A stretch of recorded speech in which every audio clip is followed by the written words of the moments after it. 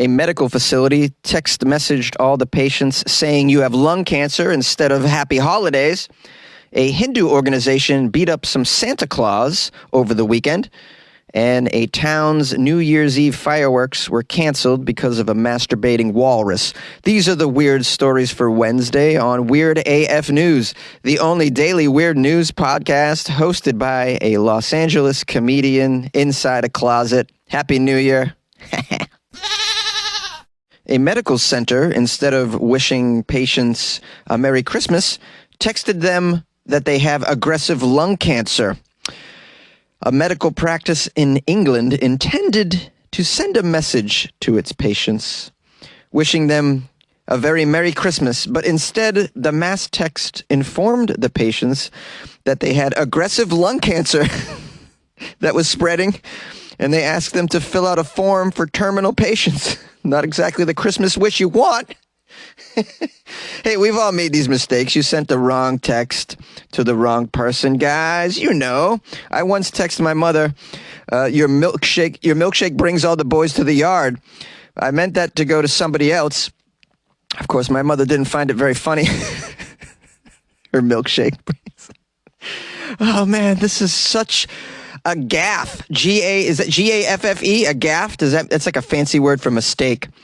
Being that this is a story from England, I thought I might use some lofty vocabulary. One thing we can say that this medical practice isn't very brilliant. They're not brilliant. The mass text is from Askern Medical Practice in Doncaster. It was sent on December 23rd. In the text, they say that the doctor has asked the recipient to fill out a form DS 1500, which according to the hospital system is meant for people who have a terminal illness and need to apply for benefits. The text also told the recipients they have been diagnosed with, quote, aggressive lung cancer with metastasis. A second text went out in which patients were asked to accept the center's sincere apologies. We're very sorry you have aggressive lung cancer. Merry Christmas. Fill out the form. You're not going to make it to New Year's. The text message then came through saying, this has been sent in error. Our message to you should have read, we wish you a very Merry Christmas and a Happy New Year. How'd you like to be the person sending that? You have to tell your boss, ooh, I think I sent the wrong text, boss. You wanted me to send a Christmas wish and to wish a Happy New Year? Yeah, I don't know. I sent the everyone's got lung cancer text. I don't know why. Sorry, man. It's just 2 years in a row. I haven't been able to get this straight, you know. Last year I sent them that they had butt cancer, and I'm getting better, though. It's lung cancer this year. It's getting better. Maybe next year I'll just text them that they all have poison ivy and then say Merry Christmas. Wow, did anyone lose their job? Let's keep reading. All right, well, let's get some numbers here. It looks like 8,000 patients total at the center got this mistaken text. They interviewed a mother of one of the patients that received this text, who's quoted as saying, well, the first thing I thought was, is this some kind of sick joke? It completely took me by surprise. They've just told people a few days before Christmas that they've got terminal lung cancer. They can't do that, can they? Well, technically they can do that. They did do that. They should not do that. Someone should, proofread these things before they're massed texts. Another lady who asked not to be named told the media that she got the text and it made her very worried, as some of her family members had recently had some chest issues. Here's a quote from her. Well, I rang the doctors, but on hold as usual, so I walked around as I live around the corner, and there were, I'd say 6 people, all outside of the place, panicking as they got the same text as I got. I'm sorry, I know I'm laughing at this. This is horrible, though, to get a text like this at Christmas. I don't know how you could screw up this badly. First of all, if you're sending like hundreds of cancer texts, that obviously raises a red flag. I mean, could you possibly be diagnosing this many people with cancer on the same day? I mean, that right there deserves like further scrutiny, and then maybe read the text before you send it out to everybody. The whole thing is just such buffoonery, if I may use such a lofty adjective. Now, for those of you who happen to be patients at this medical facility, I advise you all to block this phone number in case, future devastating texts may leak through. For instance, perhaps around Easter, they tell you that you have ovarian cancer instead of, happy Easter, have fun painting eggs. Hindu organizations beat up a Santa Claus in Gujarat. Ahead of the New Year celebrations, people dressed as Santa Claus were allegedly beaten by a Hindu organization in Gujarat's Ahmedabad. Videos of the attack in Ahmedabad went viral. Oh, man, I'm going to have a hard time with these names in this story, guys. Just buckle up for this. Just bear with me, please. Okay, so Friday night before the weekend, Bajrang Dal activists reach the Kankaria Zoo entry gate where Kankaria Carnival 2022 was organized by the local government. They alleged that the people dressed up as Santa Claus were doing conversion activities by giving chocolates and religious books to all the visitors. They claim that they received a lot of complaints about these Santa Claus and their conversion activities. By conversion activities, I mean trying to convert people to Christmas. I assume that's not celebrated in India.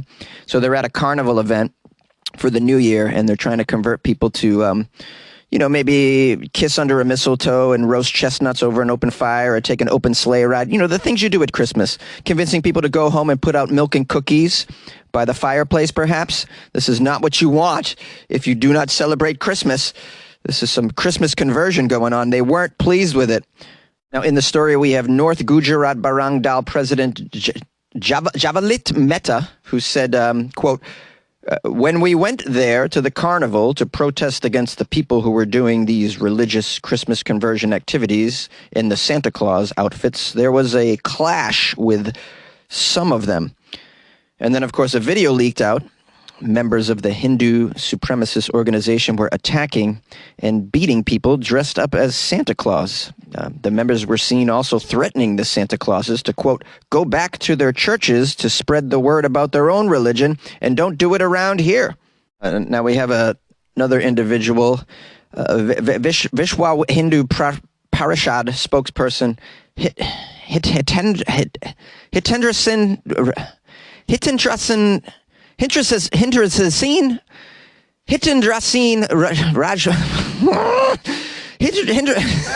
Hindraseen Rajaput said, quote, for the past 4 days of the Kankaria Carnival, missionaries have been promoting Christianity by selling books dressed as Santa Claus near the entry of a zoo, promoting conversion activities by explaining Jesus and explaining Christianity dressed as Santa.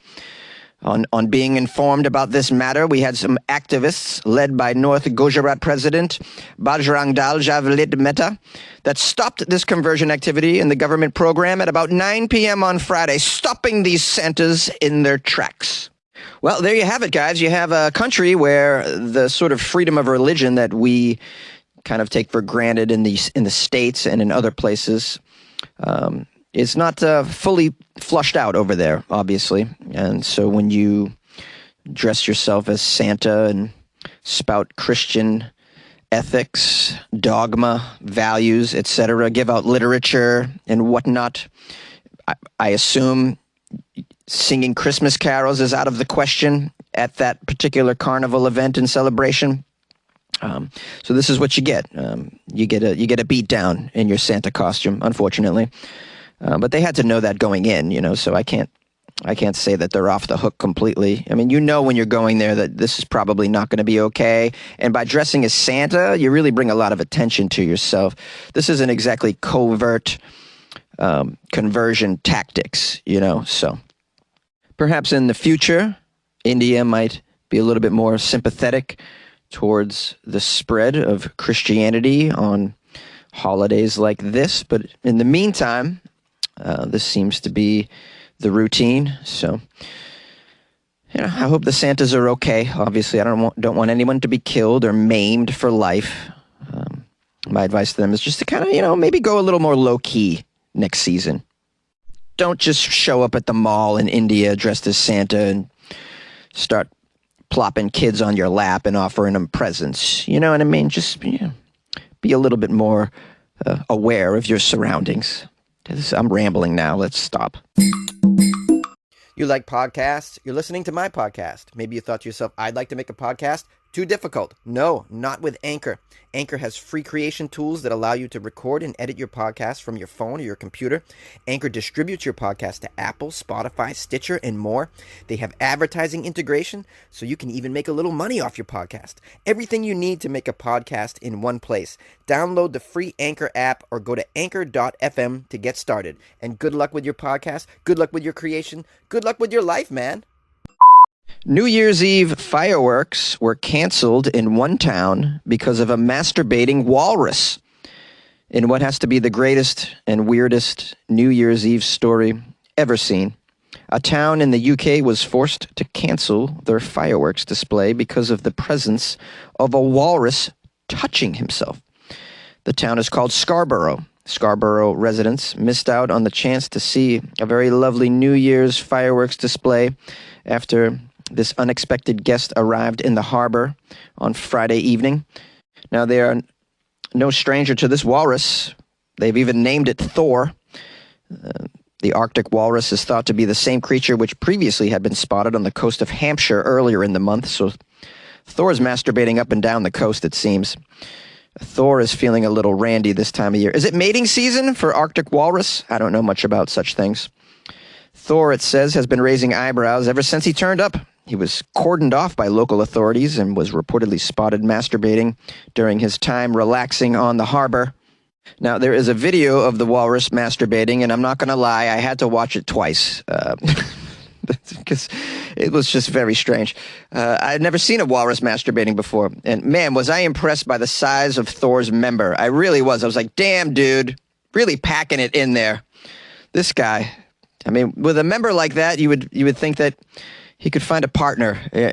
I'm sure a lot of lady Arctic walruses would be very pleased to lie with such a girthy animal. Let's say. I'm getting way too descriptive. I'm sorry.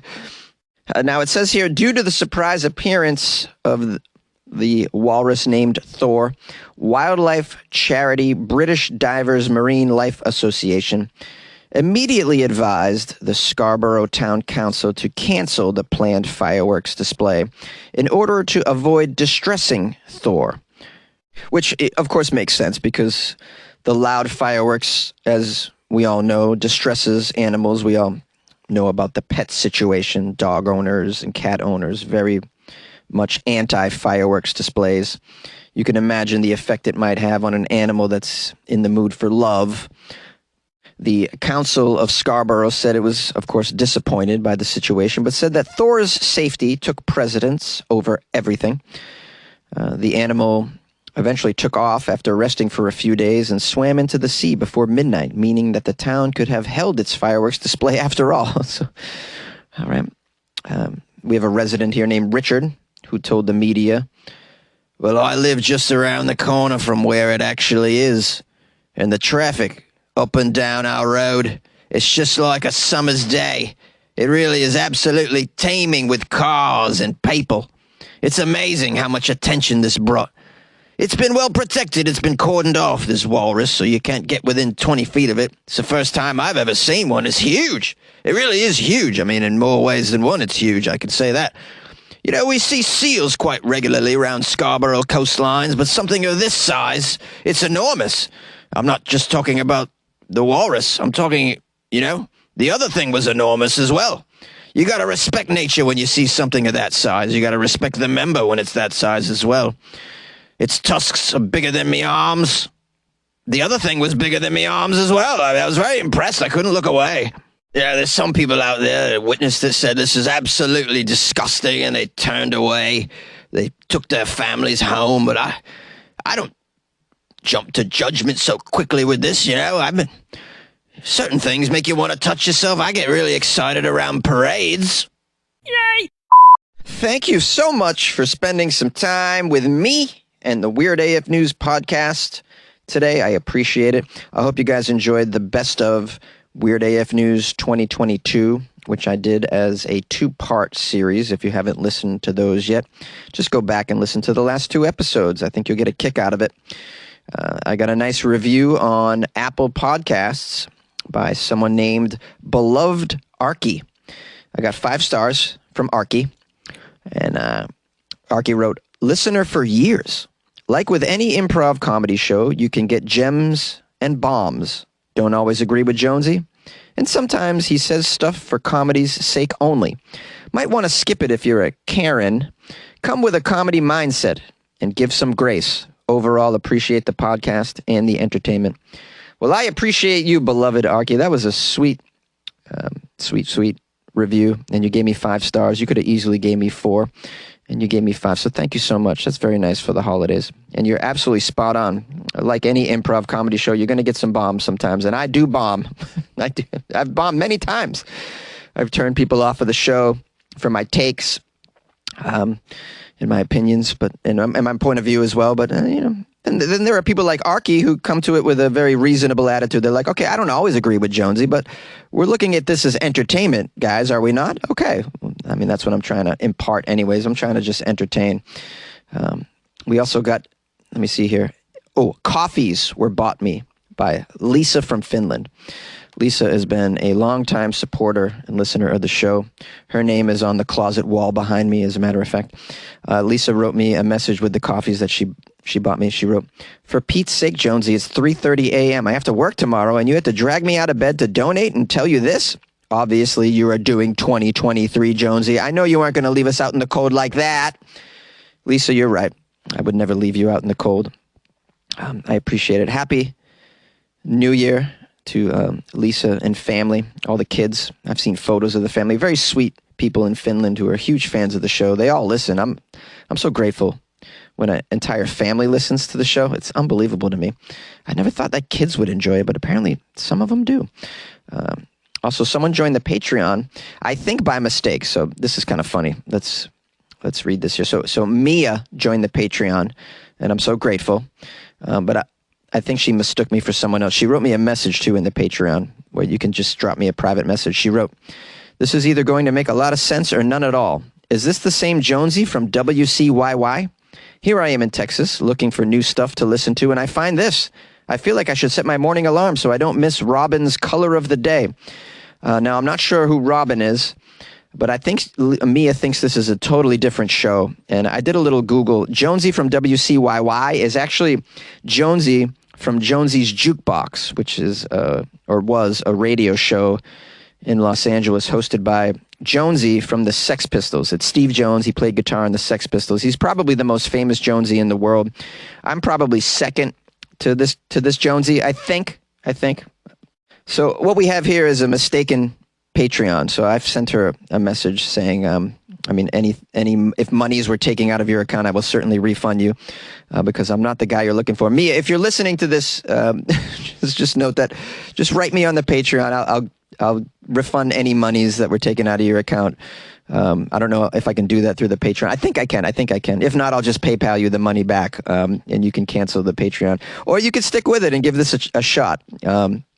If you're looking for something new to listen to, maybe just give Weird AF News a chance. It might be right up your alley. We don't know. But I am not Jonesy from Jonesy's Jukebox. I don't sound anything like him. He sounds awesome. If you haven't heard him, I love his voice. Okay, so we dealt with that. What else? I had something else. Oh, gifts were mailed to me. First of all, hold on. Lily Rodering. Lily's called the show many, many times. Lily has been a long-time supporter of the show. She sent me a very lovely Merry Christmas postcard with photos of her lovely children. They're just beautiful, beautiful cherubs.